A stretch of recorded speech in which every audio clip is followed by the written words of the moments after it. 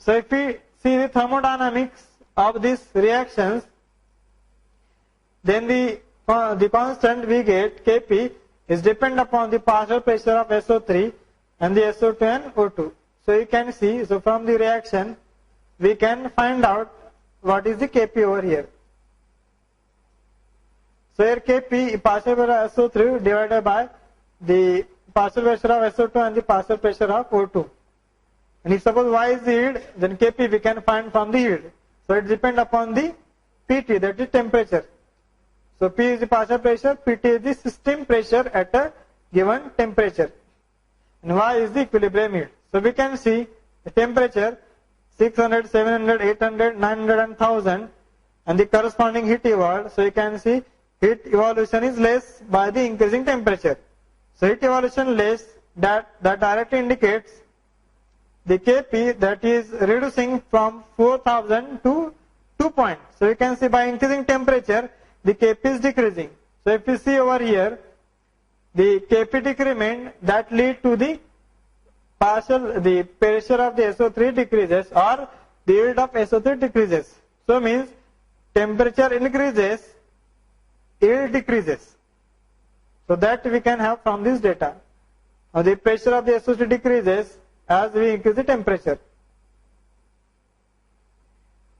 So the sulfuric acid we can manufacture by use of the single contact process. So we will discuss the single contact process for sulfuric acid manufacturing.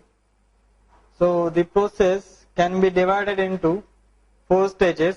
So first one is combining of sulfur and oxygen. Then added excess of O2 to SO2 in presence of catalyst vanadium oxide. The first stage to get sulfur dioxide from sulfur and oxygen. Second stage adding O2 to SO2. So production of sulfur trioxide in the presence of vanadium pentoxide catalyst. Then whatever the sulfur dioxide form is added to sulfuric acid, which give rise to oleum, or we can say disulfuric acid. And then oleum then added to water to form sulfuric acid, which is very concentrated. So first one is SO2 formation, SO3 formation, oleum formation, and the sulfuric acid from the oleum. So these are the 4 stages that is incorporated into the single contact. In purification of air and SO2 is necessary to avoid catalyst poisoning. So poisoning term with respect to catalyst, so that means removing catalytic activities.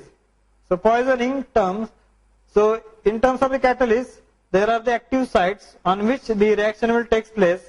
So we have just seen how the vanadium pentoxide works for the SO3 conversion. So here that active sites, if they are attacked by some foreign material, then that is termed as the poisoning.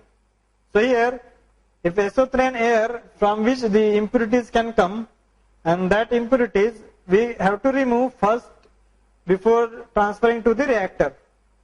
And the gas is then washed with water and dried with sulfuric acid.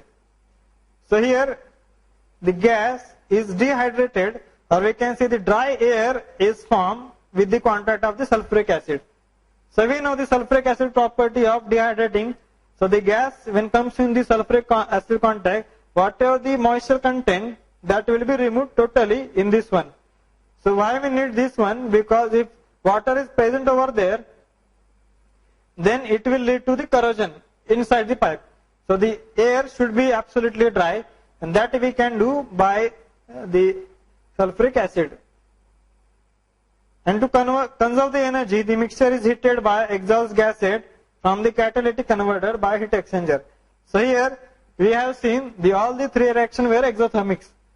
So that heat is removed to heat the other heat exchangers. So by this one we can have the high economy of the steam. So here the energy efficiency also will be higher, because whatever the waste energy, that you are again feeding to heat the gases. So here this is the pictorial diagram of the contact process. So air is coming over here, then molten sulfur is from sulfuric acid recovery,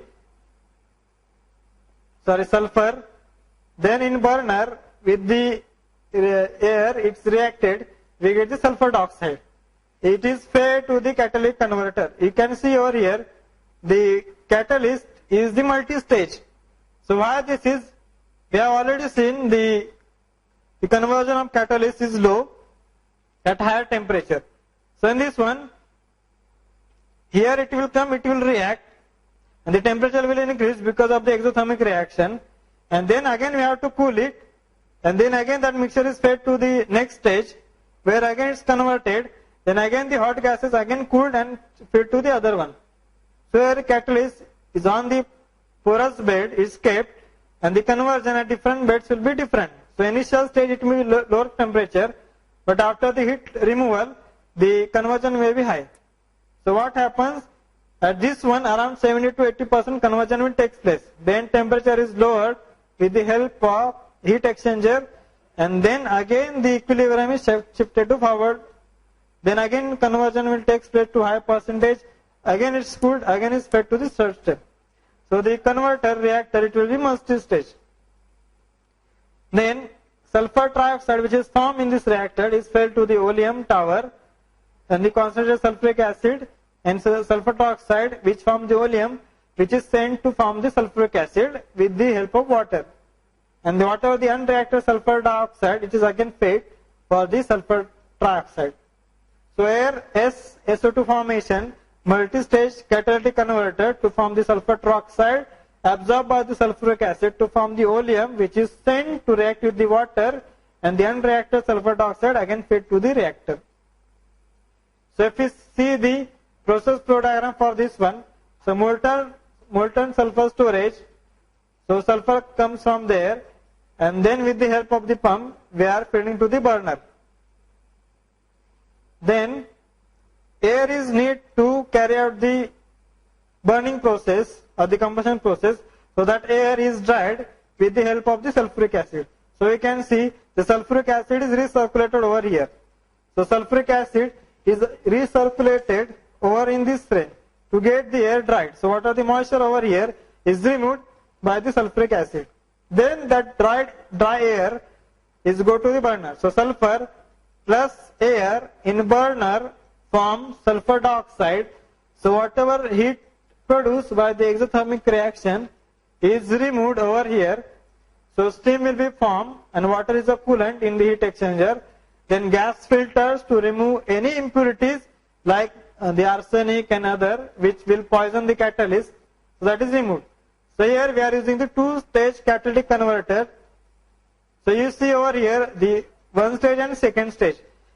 And then once the reaction taking place with the evolution of heat, that heat is removed by the heat exchanger, and the temperature is lowered down to 300 degrees Celsius, and again remaining conversion of SO2 to SO3 takes place. So here around 70 to 80% conversion takes place with the evolution of heat, which is cooled and again sent here for the further conversion. So we get more than 98% conversion of SO2 to SO3 in this two-stage catalytic converter. Then again is fed to the oleum absorption tower. So you can see oleum absorption tower. So here it is again cooled, and whatever oleum form is stored over here, and it is again recirculated to form more concentrated of oleum. So the gases come, then absorb in the oleum, and the water cooled pipe chillers are used over here to cool it, and it is stored in oleum. So more concentration by recirculation over here. So that stage to form the oleum. And the next one is whatever the SO3, we can have the 98% H2SO4 absorption tower here. So here what we are having, with the help of water we are producing the sulfuric acid over here. So here the sulfuric acid formed in the sulfuric absorption tower, and what are the spent gases, they are sent out. So the 97% H2SO4 is circulated over here, and one stream is recirculated to dry the air. So the oleum storage may be the optional stage over here, and we can get directly the H2SO4 by the reaction with water. So here molten sulfur and dried air, which is dried by sulfuric acid in the burner to form the sulfur dioxide. Heat is removed over here and filtered to remove impurities, and the two-stage catalytic converter to get the more conversion of SO2 to SO3, and the further intermediate stages are cooled here to shift the equilibrium to the right side, again fed to the oleum tower which forms oleum, and to the H2SO4 tower to form the H2SO4. So this is the single contact process for the H2SO4 manufacturing. So here we see the temperature versus the conversion. So this is the diagram for the conversion in catalytic converter. So we can see in first pass, or we can see the stages. So here the first pass, first stage, second stage, third stage, and fourth stage. So what this diagram represent? So here the reaction start around this stage, and we get around 60 to 70% conversion of SO2 to SO3 here. So here the conversion takes place, and you know the heat will be evolved. So when reaction start, the reaction heat will evolve, and it will lead to the higher temperature over here. So then we will remove the heat over here adiabatically. So whatever the heat increase, we will remove, and we will again come to the second point, means again to the original point, where the another conversion takes place, means remaining from 70 to 90% conversion takes place in second stage, or in the second catalyst bed. Then again heat will be evolved, then again it is cooled by the heat exchanger, and further 90 to 98% conversion takes place, again heat evolved, again we are feeding to the fourth stage, and we get almost up to 100% conversion. So here first stage we get 60 to 70%, heat is evolved which is cooled adiabatically in heat exchanger, again reaction takes place with the heat evolution which is cooled, then again it evolved which is cooled. So more stages, more the conversion takes place. So here we can see, to have the favorable equilibrium, we have to have the heat exchanger at this point, and this point. So more stages, more conversion, but the problem is we have to put over there the heat exchanger to cool it. So this was the single contact. In double contact, what happens? SO2 and SO3 are passed through the absorption towers twice to achieve further absorption and conversion of SO2 to SO3 and production of higher grade of sulfuric acid. So why this double contact? Because SO2 is a major environmental concern. When SO2 is evolved in the atmosphere, it will lead to the acid rain. So the sulfur dioxide in the gas or in the atmosphere, it should be minimum level. So the quantity is 2 kg per ton of the manufacture of the SO3 or sulfuric acid. So for that one, we want the more conversion of SO2 to SO3. Also it's very economical to have the more SO3 over here. So in this one, we have to remove SO2. In order to remove SO2, we have to convert into SO3. So that can be achieved by the recirculation of the gases.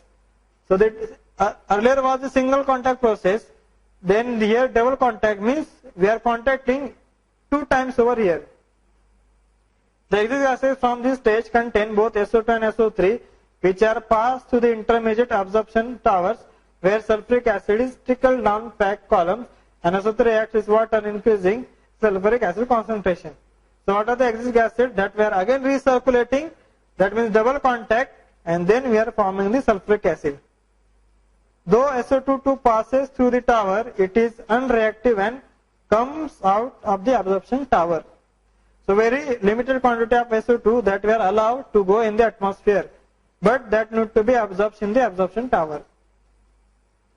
After necessary cooling is passed through the catalytic converter bed column, again achieving up to 99.8% conversion of SO2 to SO3, and the gases are again passed through the final absorption tower. So here, as we seen, the more stages, more is the conversion. The higher conversion achieved with the higher concentration of acid. Proper control of temperature and flow rates of the gases, as both the conversion efficiency and absorption are dependent upon this for industrial production. So we have seen the good control of the temperature is necessary to achieve high concentration and to reduce the SO2 concentration in the stacked gases. So this will lead to the effective industrial production of the sulfuric acid from the sulfur dioxide. Now the oleum manufacture, it is done with the SO3 absorbed in the H2SO4. it is recirculated to make desired oleum concentration. Oleum manufacturing done if needed. So this is optional stage. SO3 absorbed from the process gas limited to less than 70%. And then oleum tower must be processed in a non-flaming absorption tower because absorption is incomplete. So here oleum tower must be processed in a non-flaming absorption tower because absorption is incomplete. So here SO3 or SO2 whichever, they are recirculated because the high temperature the absorption is less. So in this one high temperature absorption is less, so it has to be recirculated in order to achieve the complete absorption in the oleum tower. Then next we have seen the catalyst, so we will discuss briefly what is the catalyst and what is the role in the reaction. So it is used to increase the rate of reaction. Then iron and platinum, it was used in 1930 but is not used because it can easily poison by the impurities. So nowadays we are using the vanadium pentoxide. So how to make this? So diatomaceous earth impregnated with 7% of vanadium pentoxide in use in the sulfuric acid manufacturing. The commercial catalyst also contains appreciable amount of potassium salt in addition to the above. So vanadium pentoxide plus some of the potassium salts will make the catalyst commercial one and good effective. They are formed in a large hollow cylinder shape to reduce pressure drop and increase surface area. So catalyst we want very high surface area. Also it should have the less pressure drop. So the area is reduced by making it large hollow cylinders. So earlier we are using the platinum catalyst. Nowadays we are using vanadium catalyst. So here we have the higher conversion efficiency, whereas here the low conversion with decrease with use. Here we have the longer life with higher efficiency. Here we have the lower life being highly fragile. Here feeding from poisoning means less poison, where it is easily poisoned by the arsenic. And thus lower SO3 content gas and thus richer gas. Means vanadium can work at lower concentration of SO3, whereas platinum requires a richer SO2 gas in order to convert to SO3. Then what are the engineering problems in this one? Design of multi-stage catalytic converter. So we have seen the multi-stage cooling required for this one. So this becomes one of the major problems. So in a reactor, single reactor, we have the more heat transfer units or heat absorption units. So this becomes the major problem. Then optimization of space velocity in a catalyst chamber is pumping cost versus fixed charges of the reactor. So space velocity means at what velocity the gas should be pumped in a reactor to achieve the high conversion. So we have to worry about the pumping cost of the gas, because high the space velocity, the pumping cost will be the high, whereas the fixed charge of the reactor. So we have to worry about the space velocity and achieve the maximum rate of the conversion.